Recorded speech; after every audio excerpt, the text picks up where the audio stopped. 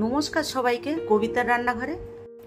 আজকে আমি আপনাদের করে দেখাচ্ছি গাটি কচু আর চিংড়ি মাছের রেসিপি। আপনারা তো জানেন চিংড়ি মাছের স্বাদ আলাদা এবং কচুর সাথে যদি পড়ে আরো বেশি সুন্দর লাগে, এবং এইভাবে রেসিপিটি করে খেলে বারবার করে খেতে ইচ্ছা করবে। চলুন তাহলে দেখে নিন রেসিপিটি।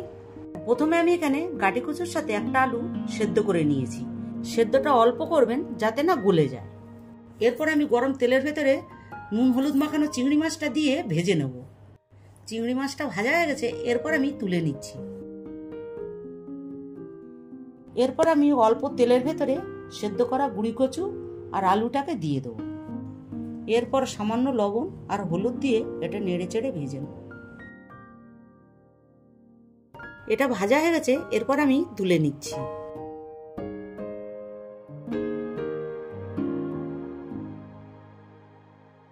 এরপর গরম তেলের ভেতরে তেজপাতা, শুকনো লঙ্কা আর একটু জিরে দিয়ে ভেজে নেব।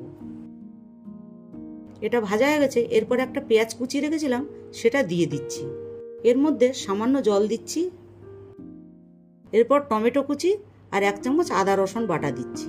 কাঁচা লঙ্কা কুচানো দিচ্ছি আর সামান্য লবণ দিচ্ছি। 1 চামচ জিরের গুঁড়ো, 1 চামচ ধনের গুঁড়ো আর একটু হলুদ দিচ্ছি।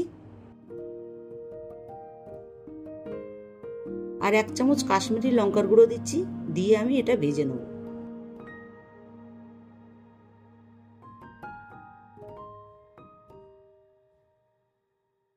মশলাটা ভাজা হয়ে গেছে, এরপর আমি ভেজে রাখা গুঁড়ি কচুটা দিয়ে দিচ্ছি। সাথে ভেজে রাখা চিংড়ি মাছটাও দিয়ে দিচ্ছি। এরপর আমি সামান্য জল দিয়ে এটা নেড়ে চেড়ে 2 মিনিটের মতন কষিয়ে নেব। জলটা দিচ্ছি যাতে মশলাটা না পুড়ে যায়।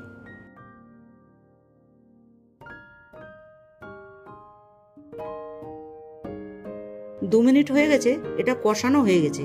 এরপর আমি পরিমাণ মতন জল দিচ্ছি। জল দিয়ে 5 মিনিটের মতন হাই ফ্লেমে ফুটবে, এটা আমি চাপা দিয়ে দিচ্ছি।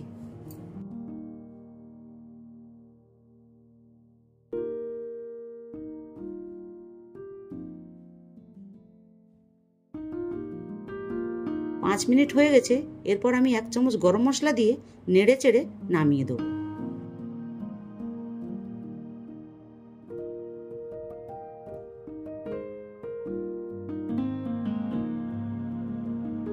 আপনারা এরকমভাবে গাটি কচু বা গুঁড়ি কচুর তরকারি অবশ্যই করে খেয়ে দেখবেন।